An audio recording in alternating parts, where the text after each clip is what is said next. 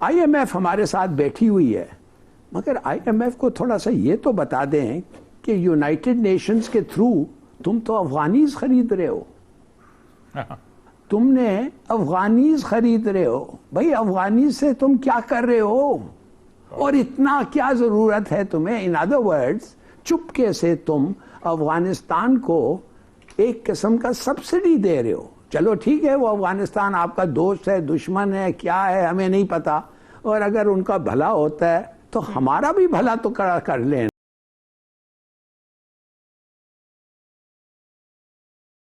आपके बजट जो है 1523 अरब रुपए आपके डिफेंस पे जाते हैं और सिविल सर्विस के ऊपर आपके 550 हैं, और इस तरह 699 आपकी सब्सिडीज जा रही हैं। अच्छा, जबकि 3950 रुपया जो है आप सूद और कर्जों की किस्त कर 3950 अरब रुपए किस्त अदा करते हैं। अब आप आइए पाकिस्तान की सिविल सर्विस के ऊपर। ठीक है। पाकिस्तान की सिविल सर्विस, पाकिस्तान की इंतजामी मशीनरी, उसके अंदर सबसे इंपॉर्टेंट तीन चीज होती है लॉ एंड ऑर्डर और जुडिशरी, और कोई चीज इतनी इंपॉर्टेंट नहीं होती। इसके ऊपर आप मुझे बताइए कि पाकिस्तान जब बना था 1947 के अंदर, तो आपका कितना सिविल सर्विस का साइज था, जबकि आपके पास मशरकी पाकिस्तान भी था और यह पूरा मुल्क भी था। आपका साइज पाकिस्तान की सिविल सर्विस का 10% भी नहीं था, और आप उसके गुज़श्ता जो उसके फॉर्मेटिव ईयर्स हैं 15 साल 20 साल, उसमें आप दुनिया के नक्शे पे चमके थे। आपके यहां इस वक्त 18वीं अमेंडमेंट के पास कम से कम 20 ऐसे महकमे हैं जो फेडरल गवर्नमेंट में होने ही नहीं चाहिए। अच्छा, ज़राअत सूबों में होती है, महकमा ज़राअत फेडरल गवर्नमेंट में। एजुकेशन सूबों के पास होती है, महकमा एजुकेशन वहां पर, क्योंकि एक मेरे जैसे ब्यूरोक्रेट ने 22 ग्रेड में प्रमोट होना है, कहां से प्रमोट होगा? ठीक, उसके बाद उससे 21 ग्रेड में एडिशनल सेट लेना कहां से लगेगा? ठीक इसी तरह आपने, वो बड़ी सही बात कहता था, हमारे एक टीचर थे जो इसके ऊपर उन्होंने काम किया वर्ल्ड बैंक के। अच्छा। वो कहते हैं पुलिस में एसपी के ऊपर नखरा है, किसी डीआईजी की जरूरत नहीं है, किसी एडिशनल आईजी की जरूरत नहीं है, किसी आईजी की जरूरत नहीं है। पूरी दुनिया में डिस्ट्रिक्ट लेवल पे पुलिस होती है। अब एक आईजी का जो घर है लाहौर के अंदर GR1 के अंदर, वो तकरीबन 6-7 एकड़ के अंदर है। इधर चीफ सेक्रेटरी का घर, इस तरह डीसी के 35 एकड़ के घर, ये सारे के सारी अगर एसेट्स पाकिस्तान नीलाम करे तो पाकिस्तान जो है इस वक्त दुनिया के अंदर अपना कर्जा भी उतारता बेहतर। एक तो ये, दूसरा आप आते हैं पाकिस्तान की दूसरी उन्होंने डिमांड किया कि आप अपनी फौज को भी कट टू द साइज करें। जब आपके पास न्यूक्लियर वेपन आ जाए तो फिर आप डेटरेंट के ऊपर आ जाते हैं। जिस वक्त पाकिस्तान बना था तो पाकिस्तान को हिस्से में मिली थी 1,50,000 फौज और भारत को मिली थी 2,60,000 फौज।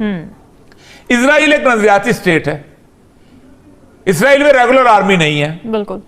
वो बंदे को कहते हैं कि भाईजान 2 साल के लिए आप काम करो, उसके बाद उसके मतलब हम फौज में काम करो और आप फौज का हिस्सा हो।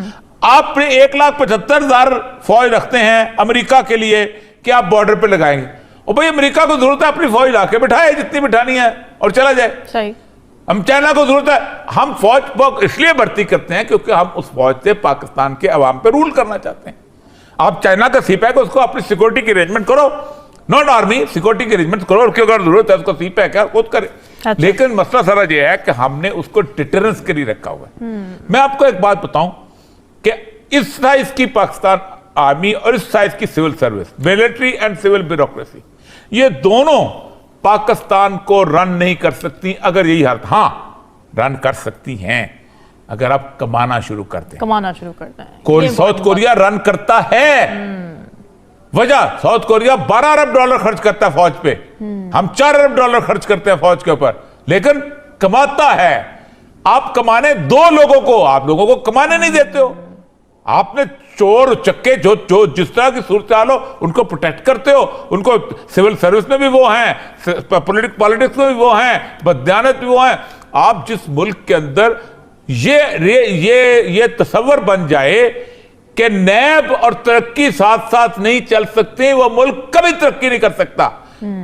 ठीक है। ली कुआन यू ने एक बात की थी, आखिरी बात करता हूं मैं, उसने कहा था नवाज शरीफ को, उसने कहा था अपने लोगों की, अफसरान की तनख्वाह इस सतह पर लेके आओ कि वो करप्शन का सोच न सकें, और फिर वो करप्शन करें तो उनको फांसी पे लटका दो। अच्छा, इस तरह मुल्क तरक्की क्या करते हैं। इस तरह नहीं तरक्की क्या करते कि नैब पे ताला लगाओ और जिसको जो चाहे मर्जी है करने दो। बिल्कुल ठीक है। हिलाली साहब, आपको क्या लगता है एडमिनिस्ट्रेटिव बजट कट डाउन करने वाली शर्त पर कितना अमल दरामद हो सकेगा? बहुत बहुत हो सकता है अगर आप चाहते हैं, बहुत हो सकता है। मगर देखिए, आप ये क्यों पूछ रहे हैं कि क्या होना चाहिए हमारे कॉस्ट कटिंग? वो तो एक बड़ा काम है, इकोनॉमी बैठे हैं, सब चीजें एक्सपेंसेस लें, और हम ये ऐसे शो पे नहीं कर सकते।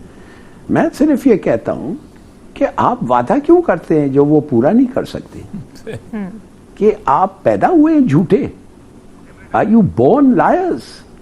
कि आप इतने इनकॉम्पिटेंट हैं और इतने करप्ट हैं?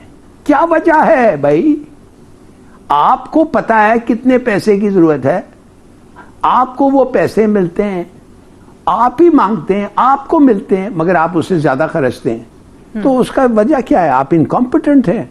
आप तो एक बजट, एक हाउस होल्ड बजट में नहीं रन कर सकते हैं, इसलिए कि आप ग्रीडी हैं, आप एक्सट्रावेगेंट हैं, करप्ट हैं, पता नहीं क्या हैं आप। अच्छा, उन्होंने क्या कहा?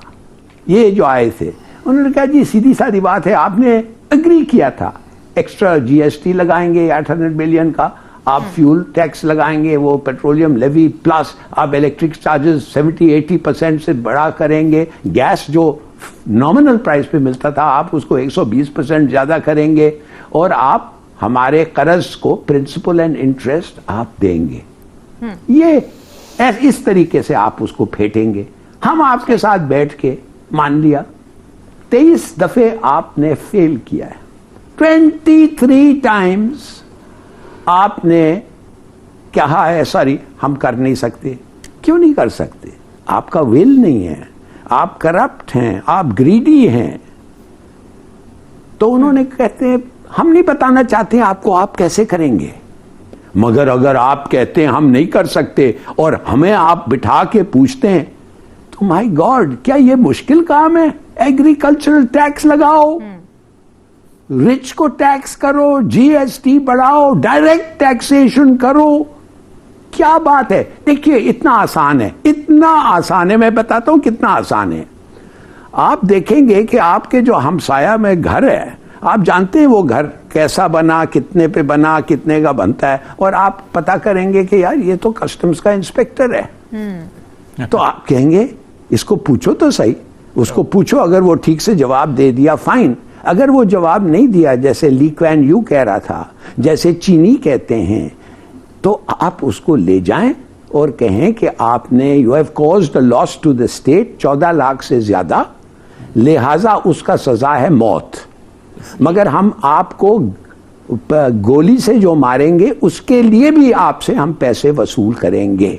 आप समझते हैं कि अगर 5 लोगों को ऐसे आप उड़ा दें, टॉप पीपल, आप मुझे बताएं कितने लोग चोरी करेंगे? अभी कानून खत्म कर दिया। Matter is you don't have it. Hilali sahab, asset beyond means तो कानून ही खत्म कर दिया है शहबाज शरीफ साहब ने, बड़े बड़े लोग बाहर निकल गए हैं। There you are. अच्छा, दूसरी बात, ये तो इन अदर वर्ड्स उन्होंने एक कानून निकाला है जिधर उन्होंने कहा कि चोरी और करो। अच्छा, अब आपको मैं बताता हूं, आपको शायद ये पता ना हो, आईएमएफ हमारे साथ बैठी हुई है, मगर आईएमएफ को थोड़ा सा ये तो बता दें कि यूनाइटेड नेशंस के थ्रू तुम तो अफगानीज खरीद रहे हो। तुमने अफगानीज खरीद रहे हो भाई, अफगानीज से तुम क्या कर रहे हो और इतना क्या जरूरत है तुम्हें? इन अदर वर्ड्स, चुपके से तुम अफगानिस्तान को एक किस्म का सब्सिडी दे रहे हो। चलो ठीक है, वो अफगानिस्तान आपका दोस्त है, दुश्मन है, क्या है हमें नहीं पता, और अगर उनका भला होता है तो हमारा भी भला तो कर लें ना, हमारे से भी आप थोड़े रुपये खरीद लें, otherwise explain to us why you are doing it. और उनका नतीजा क्या होता है? जब वो अफगानी खरीदते हैं, अफगानी हमारे से तगड़ा हो गया है, Afghani is now more powerful than the rupee. बिल्कुल। और अफगानीज क्या करते हैं? उधर से स्मगल करते हैं डॉलर्स हमारे वहां से, वही डॉलर जो अमेरिका सब्सिडाइज कर रहा है वही अफगानी दे के ये ले रहे। देखिए, खुदा के लिए आपको, if you have clean hands, वो कहते हैं ना when you go for judgment or you go for equity, you must have clean hands. जब आपके हाथ साफ होते हैं, आप कुछ भी उनको कह सकते हैं। मगर जब वो कहते हैं ये चोर को नहीं पकड़ा तुमने, उस चोर को नहीं पकड़ा, तुम्हारा कोई लॉ ही नहीं है, तुमने तो अब एविडेंस का प्रूफ, ओनर्स ऑफ प्रूफ तुमने चोर पे रखा हुआ है। उलट हो गया, उलट हो गया। ठीक है। सॉरी पुलिस पे, I beg your pardon, police पे रखा हुआ है। ये एफआईए क्या प्रूफ करेगी? अच्छा, इसलिए अगर इनके पास एक ही टैक्टिक होता मारने के अलावा तो आप पता हो जाता, मगर they have no other tactic. बिल्कुल ठीक है। और ये सब लास्ट मिनट है, जल्दी से ये बता दें कि क्या आईएमएफ की शराइत लोगों को सड़कों पर आने पर मजबूर कर देगी? देखें, पाकिस्तान ने रास्ता वही निकालना है कि आम आदमी पे टैक्स लगाना है। ठीक है। ये कभी भी अशराफिया पे टैक्स नहीं लगाएगी, ये कभी भी एग्रीकल्चर टैक्स नहीं लगाएगी, अच्छा। ये कभी भी प्लाटों पे, जमीनों पे, जायदादों पे टैक्स नहीं लगाएगी। आप देखिए, रोज एक बंदा, इतनी बड़ी हेडलाइन लगती है, बरी हो गया एसेट बियॉन्ड मीन्स के लिए। और यह मकबूल जान जो है वो शानदार सूट पहनता है जो कि 50,000 रुपए का है, 20,000 के जूते पहनता है, 1.5 लाख रुपए का पेन उसने अगर पकड़ा हुआ है तो मुझसे सवाल किया जा सकता है कि भाई ये तुमने कहां से लिया। लेकिन शहबाज शरीफ साहब ने ये कानून खत्म कर दिया है। अब जो सवाल करता है उसे बताना पड़ेगा कि औरिया मकबूल जान ने चोरी से ये बनाया है। ये कौन साबित करेगा? ये तो सारी जिंदगी नहीं साबित किया जा सकता। कोई बात नहीं, खत्म ही हो ये है जिसकी